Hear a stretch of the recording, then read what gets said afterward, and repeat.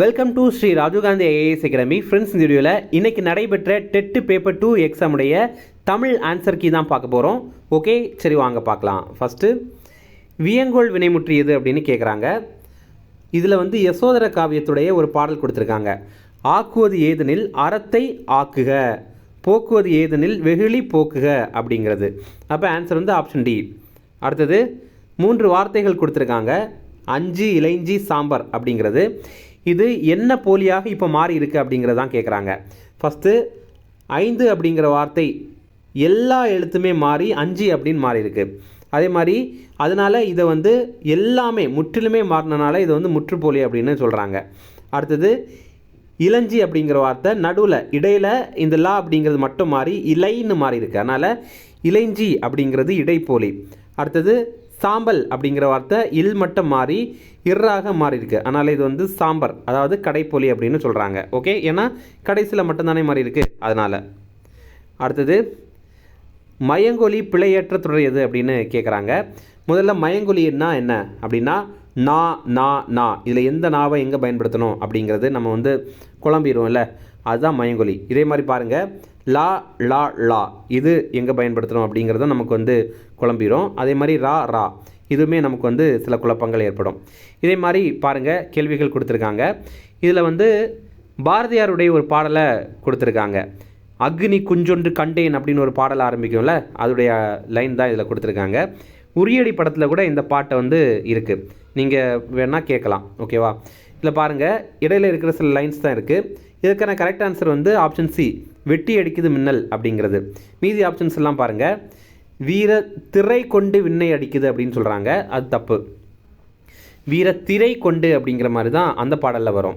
அடுத்தது கூவென்று விண்ணை குடையுது அப்படின்னு சொல்கிறாங்க, அதுவும் தப்பு. கூவென்று விண்ணை குடையுது அப்படி வரும், 3 சுழி இன்னு வரும். அடுத்தது தாளங்கள் கொட்டி கணைக்குது வானம் அப்படின்னு போட்டிருக்காங்க. தாளங்கள் கொட்டி கணைக்குது வானம் அப்படிங்கிறது தான் கரெக்ட். ஓகேவா? அப்போ ஆன்சர் வந்து ஆப்ஷன் சி தான். அடுத்தது முன்னிலை வினை எது அப்படின்னு கேட்குறாங்க. ஆன்சர் வந்து சென்றீர்கள். இப்போ நீங்கள் கூட முன்னிலை தான், ஆனால் வந்து அது வினை கிடையாது. சென்றீர்கள் அப்படிங்கிறது ஒரு வினை சொல்ல குடிக்குதுல்ல, அதனால தான் அது வந்து முன்னிலை வினை அப்படின்னு சொல்கிறோம். அடுத்தது பொறுத்துக கேட்டிருக்காங்க, அதை பற்றி பார்க்கலாம். இதற்கான ஆன்சர் வந்து ஆப்ஷன் பி. ஃபஸ்ட்டு பாருங்கள், புன்புலம். புன்புலம் அப்படின்னா புன்சை நிலம் அப்படிங்கிறது. இப்போ அது ஒரு பண்பை பற்றி பேசுகிறதுனால அது பண்பு தொகை. அப்புறம் தாழ் பூந்துறை, இது வந்து வினைத்தொகை. இது வந்து 3 காலத்தையும் குறிக்கிற மாதிரி வருது. தாழ் பூந்துறை, அதாவது இது என்னென்னா தாழ்ந்த பகுதியில் இருக்கிற நீர் அப்படிங்கிறது தான் அர்த்தம். அடுத்தது பாய்வன அப்படிங்கிறது, இது பார்த்திங்கன்னா பல விஷயத்தை பற்றி சொல்லுதில்ல, காளைகள் பாய்வன அப்படின்னு சொல்கிறனால இது வந்து பலவின் பால் வினைமுற்று. அப்புறம் தடவரை, இந்த மாதிரி சால உரு தவ நனி இதெல்லாமே உரிச்சொற்றொடர். ஓகேவா? இதில் தடயம் வரும். ஓகேவா? அடுத்தது கபிலர், இந்த சொல்லுக்கான மாத்திரை அளவு கேட்குறாங்க. கா வந்து அதாவது கா வந்து ஒரு மாத்திரை, பி வந்து ஒரு மாத்திரை, லாங்கிறது ஒரு மாத்திரை, இர் அப்படிங்கிறது மெய் எழுத்து, அதனால் அரை மாத்திரை. ஓகேவா? அப்போ உயிர்மெய் எழுத்துக்கெல்லாம் ஒரு மாத்திரை, மெய் எழுத்துக்கு வந்து அரை மாத்திரை. இது நம்ம தெரிஞ்சுக்கணும். அடுத்தது ஏழைக்கு உதவுதல் சால சிறந்தது. இதில் வந்து சாலை அப்படிங்கிறது என்னன்னு கேட்குறாங்க. நம்ம இப்போ தான் பார்த்தோம், உரிச்சொல்.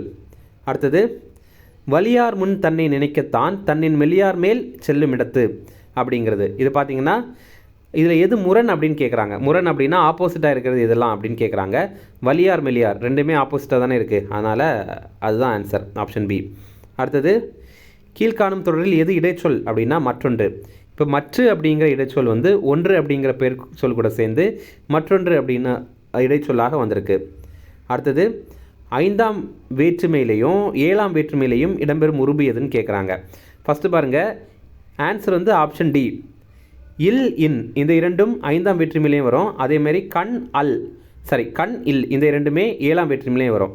இது வந்து ஒரு இடத்தை பற்றி குறிக்கும்போது இது வருது. ஓகேவா? அடுத்தது வெண்பா. வெண்பாவுடைய ஓசை என்ன அப்படின்னா இது செப்பல் ஓசை. ஆசிரியப்பாவுடைய ஓசை வந்து அகவல் ஓசை. கலிப்பாவுடைய ஓசை வந்து துள்ளல் ஓசை. வஞ்சிப்பாவுடைய ஆசை வந்து தூங்கல் ஓசை. இப்போ செப்பல் ஓசை அப்படின்னா 2 பேர் பேசுகிற மாதிரி இருக்கிற ஓசை. நம்ம 2 பேர் பேசுகிறோம் அப்படின்னா எப்படி ஒரு ஓசையில் பேசுவோம், அந்த மாதிரி இருக்கிறது தான் செப்பல் ஓசை. அதே மாதிரி அகவல் ஓசை அப்படின்னா நம்ம ஒரு பேச்சு போட்டியில் கத்தி கத்தி பேசுகிறோம்ல அந்த மாதிரி, அல்லது மேடை பேச்சில் கத்தி பேசுகிறது, பாடம் நடத்தும்போது கத்தி பேசுகிறது, இந்த மாதிரிலாம் இருக்கிறது அகவல் ஓசை அப்படின்னு சொல்லுவாங்க. துள்ளல் ஓசை அப்படின்னா ரொம்ப மகிழ்ச்சியில் நம்ம ரொம்ப களிப்பாக இருக்கோம், அதாவது ரொம்ப சந்தோஷத்தில் இருக்கோம் அப்படின்னா நம்ம பேசுகிறது தான் துள்ளல் ஓசை. தூங்கல் ஓசை அப்படின்னா ரொம்ப சோகத்தில் பேசுகிறது தான் தூங்கல் ஓசை. அடுத்தது ஆடுக செங்கீரை என்னும் தொடரில் ஆடுக என்னும் சொல்லின் இலக்கண குறிப்பு என்னன்னு கேட்குறாங்க. ஆன்சர் வந்து ஆப்ஷன் ஏ, வியங்கோள் வினைமுற்று. இதில் பாருங்கள், வியங்கோள் வினைமுற்று அப்படின்னா வாழ்த்துதல், வாழ்க, அப்புறம் வைதல், ஒளிக, இந்த மாதிரி சொல்கிறது. அப்புறம் வேண்டல், இதை செய்க அப்படின்னு கேட்குறது. அப்புறம் விதித்தல், விதித்தல்னால் இதை பண்ணுங்க அப்படின்ற மாதிரி நம்ம வந்து விதிக்கிறோம்ல அது மாதிரி. அதே மாதிரி இப்போ பார்த்தீங்கன்னா ஆடுக செங்கீரை அப்படின்ற மாதிரி விதிக்கிறாங்க. அப்போது அல்லது இதை வேண்டதாக கூட நம்ம எடுத்துக்கலாம். ஓகேவா, ஆடுக செங்கீரை, செங்கீரை ஆடு அப்படின்ற மாதிரி நம்ம வந்து கேட்குறோம். அதனால் இது வியங்கோள் வினைமுற்று. அடுத்தது வில்வாள். இதற்கான இலக்கண குறிப்பு என்ன அப்படின்னா உண்மை தொகை.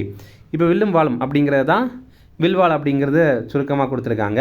இதில் வில்லும் வாழும் அப்படிங்கிறத அப்படின்ற சத்தம் கேட்குற மாதிரி இருக்குது அப்படின்னா அது வந்து எண்ணும்மை. ஆனால் வில்வாள் அப்படிங்கிறது அந்த அப்படிங்கிறது மறைந்து வருது இல்லை, அதனால தான்.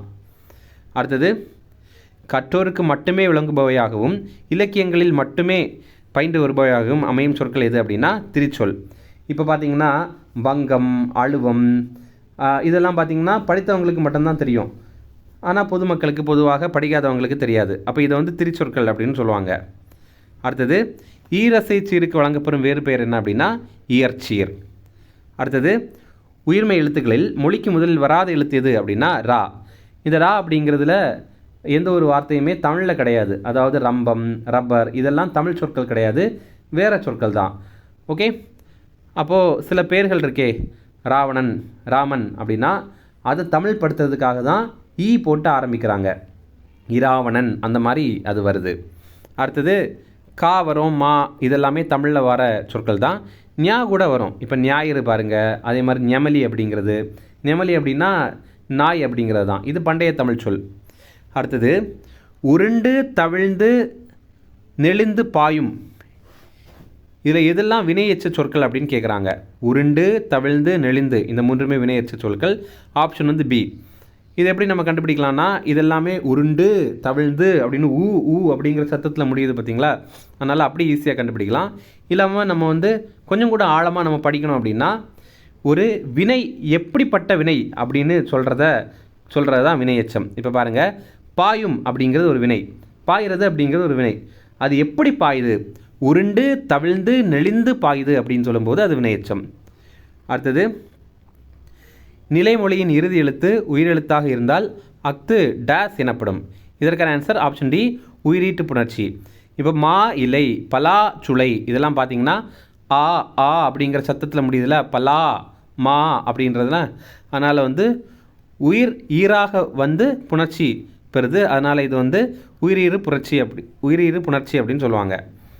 அடுத்தது கடலோடா கால்வல் நெடுந்தேர் கடலோடும் நாவாயும் ஓடா நிலத்து, இந்த குரட்பால இருக்கிற அணி என்னன்னு கேட்குறாங்க. ஆன்சர் வந்து பெரிது மொழிதல் அணி. இப்போது திருவள்ளுவர் இதில் என்ன பண்ணுறாரு அப்படின்னா ஒரு விஷயம் சொல்ல வராரு, ஆனால் அதை சொல்லாமல் அதுக்கு உவமையாக வேறு ஒரு பொருளை சொல்லிட்டு போகிறாரு. ஆக்சுவலி திருவள்ளுவர் இதில் என்ன சொல்ல வராரு அப்படின்னா சில மனிதர்களுக்கு சில துறையில் நல்ல அறிவு இருக்கும், நல்ல ஞானம் இருக்கும் அப்படிங்கிறது தான் சொல்ல வராரு. ஆனால் இன்னும் சில துறையில் அவங்களுக்கு சுத்தமாக அறிவே இருக்காது அப்படின்ற மாதிரி கூட சொல்கிறாரு. இப்போ சிலருக்கெலாம் பார்த்தீங்கன்னா இப்போ ஏஆர் ரஹ்மான் இருக்கார், அவருக்கு நல்லா மியூசிக் பண்ண தெரியும், ஆனால் அவர்கிட்ட வந்து கிரிக்கெட் பேட்டை கொடுத்தீங்கன்னா அவர் விளையாடுவாரா அப்படின்னா அது கஷ்டம்தான். இந்த மாதிரி இருக்கிறது தான் இதை தான் திருவள்ளுவர் என்ன சொல்கிறாருன்னா கடலோடா கால்வல் நெடுந்தேர், அதாவது நீங்கள் தேரை கொண்டு கடலில் விட்டீங்க அப்படின்னா அதில் ஓடாது. அதே மாதிரி நாவா இருக்குல்ல, பெரிய கப்பல், அதை கொண்டு நீங்கள் தரையில் விட்டீங்க அப்படின்னா அதை ஓடாது. அந்த மாதிரி ஒருத்தங்களுக்கு என்ன சிறப்பாக இருக்குதோ அதில் அவங்க சிறப்பாக இருப்பாங்க அப்படிங்கிறதான் சொல்ல வராங்க. இதில் அவர் இந்த ஓமையை மட்டும்தான் சொல்கிறாரு, நம்ம சொன்ன அந்த கருத்துக்களை எல்லாம் அவர் சொல்லலை. அதனால் இது பெரிது மொழிதல் அணி. அடுத்தது மொழிக்கு முதலில் வராத எழுத்து இதெல்லாம் அப்படின்னா மெய்யெழுத்து 18 மொழிக்கு முதல்ல வராது. ஓகே, அதாவது இப்போ இங்கே நம்ம பார்த்தோம்ல ரா அப்படிங்கிறது மொழிக்கு முதல்ல வராது அப்படிங்கிறது, அதே மாதிரி மெய்யெழுத்துக்களுடைய 18மே மொழிக்கு முதல்ல வரவே வராது. அடுத்தது பகாபதம். பகாபதம் பார்த்திங்கன்னா எத்தனை வகைப்படும்னா 4 வகைப்படும். பெயர் பகாபதம், வினை பகாபதம், இடை பகாபதம், அப்புறம் உரி பகாபதம் இதெல்லாம். அப்புறம் விற்கொடி, இச்சொல்லுக்குடைய புணர்ச்சி எது அப்படின்னு கேட்குறாங்க. ஆன்சர் வந்து திரிதல். இதில் விற்கொடி எப்படி பிரியுது அப்படின்னா வில் கூட்டல் கொடி அப்படின்னு பிரியுது. அப்புறம் அந்த வில் இருக்குல்ல, அதில் இல் வந்து இறாக திரியுது. அப்படி திரிஞ்சு தான் விற்கொடி அப்படின்னு வருது. அதனால தான் இது திரிதல் விகாரம். அடுத்தது திரிநிலை பேரெச்ச விதிகள். இது பாருங்கள், பேரெச்சம் அப்படின்னாலே ஆ அல்லது இந்த மாதிரி முடியும். இப்போ பாருங்கள், வந்த நண்பன், வரும் நண்பன், இந்த மாதிரி நம்ம ஈஸியாக ஞாபகம் வச்சுக்கலாம். இன்னும் நம்ம கொஞ்சம் கூட டீப்பாக பேரெச்சம்னா என்னென்னு படிக்கணும்னா நமக்கு வந்து இந்த ஒரு கான்செப்டை புரிஞ்சுக்கலாம். அதாவது நவுன் இருக்குல்ல, அதாவது பேர் சொல், அது எப்படிப்பட்ட பேர் சொல் அப்படிங்கிறத சொல்கிறது தான் பேரெச்சம். அப்போ பாருங்கள், இந்த நண்பன் வந்து வந்த நண்பன், நண்பன் வந்து வரும் நண்பன், அந்த மாதிரி சொல்லுது. அப்போ இங்கே நண்பன் அப்படிங்கிறது தான் பேர் சொல், அதுக்கு முன்னாடி வர்றது பேரெச்சம். அடுத்தது பல்பல பலவின் பயங்கெழு கொல்லி. இதில் பார்த்தீங்கன்னா எதில் வல்லின ஒற்று வரும் அப்படின்னு கேட்குறாங்க. இதில் பார்த்தீங்கன்னா அந்த பயங்கெழு கொல்லி இருக்குல்ல, அதில் அந்த அதில் வராது, இங்கே தான் வரும். பலவின் அப்படிங்கிற இடத்துல தான் வரும். இது வந்து அகநானூரில் ஒரு பாடல். அப்போ இதுக்கான ஆன்சர் வந்து ஆப்ஷன் ஏ. அடுத்தது உண்டு பிறந்த வளர்ந்த இடந்தனில். இதில் பாருங்கள், இதில் எது வந்து பேரச்சம்னு கேட்குறாங்க. ஆன்சர் வந்து ஆப்ஷன் சி, வளர்ந்த. இது நம்ம வந்து ஆ அப்படின்னு முடியுது, அதை வச்சு கண்டுபிடிக்கலாம். அதே மாதிரி இடம் அப்படிங்கிற சொல்லுக்கு முன்னாடி அது எப்படிப்பட்ட இடம் அப்படிங்கிறத சொல்லுது, வளர்ந்த இடம் அப்படிங்கிறது சொல்லுது. அதனால் இதையும் நம்ம வந்து பேரச்சமாக கருதலாம். அடுத்தது விகார புணர்ச்சி இருக்குல்ல, அதை பற்றி 2 கூற்றுகள் கொடுத்துருக்காங்க. ஒன்று விகார புணர்ச்சி பற்றி ஒரு கூற்று கொடுத்துருக்காங்க. அது என்ன அப்படின்னா, ஃபஸ்ட்டு கூற்று விகார புணர்ச்சியின் வகைகளை 3ஆக பிரிக்கலாம் அப்படின்னு சொல்கிறாங்க. அது கரெக்டு தான்.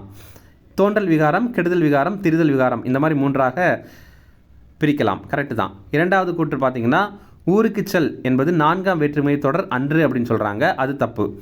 ஊருக்கு செல் அப்படிங்கிறது உண்மையாகவே 4ஆம் வேற்றுமை தொடர் தான்.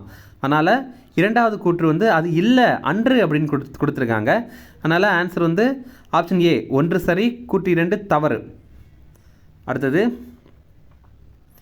பின்வரும் தொடர்களில் முற்றச்சம் எது அப்படின்னு கேட்குறாங்க. வள்ளி படித்தனல் மகிழ்ந்தாள் அப்படிங்கிறது தான். இது பார்த்திங்கன்னா வள்ளி படித்தனல் அப்படிங்கிறது கிடையாது, வள்ளி படித்தனல் மகிழ்ந்தனல் அப்படிங்கிறது தான். அடுத்தது உவமையை மட்டும் கூறி அதன் மூலம் கூற வந்த கருத்தை உணர வைப்பது என்ன அப்படின்னா அது பிரிதுமொழிதல் அணி. நம்ம இப்போ தான் ஒரு திருக்குறள் பார்த்தோம். அடுத்தது வைப்பு என்னும் சொல்லை குறிக்கிற பொருள் என்ன அப்படின்னா நிலப்பகுதி. ஓகேவா, அதுதான் வைப்பு அப்படின்னு சொல்லுவாங்க. கடைசியாக கூற்று காரணம் கொடுத்துருக்காங்க. வினைத்தொகையை வந்து நன்னூலார் இருக்கார்ல, அதாவது நன்னூல் ஆசிரியரான பானந்தி முனிவர், அவர் வந்து வினைத்தொகையை காலம் கறந்த பெயரச்சம் அப்படின்னு சொல்கிறாரு. அது கரெக்டு தான். எதனால் அப்படி அவர் சொல்கிறாரு அப்படின்னா வினைத்தொகையானது 3 காலமும் பொருந்தும்படி அமையும் அப்படின்னு சொல்கிறாரு. அதுவுமே கரெக்டு தான். நம்ம இப்போ தான் பார்த்துருந்தோம் கொஞ்சம் முன்னாடி வினைத்தொகை அப்படின்னா என்ன அப்படின்னு. ஓகே, அவ்வளோதான் ஃப்ரெண்ட்ஸ். இந்த ஆன்சரில் உங்களுக்கு எத்தனை கரெக்ட் அப்படிங்கிறத கமெண்ட்ஸில் சொல்லுங்கள். Okay, thank you.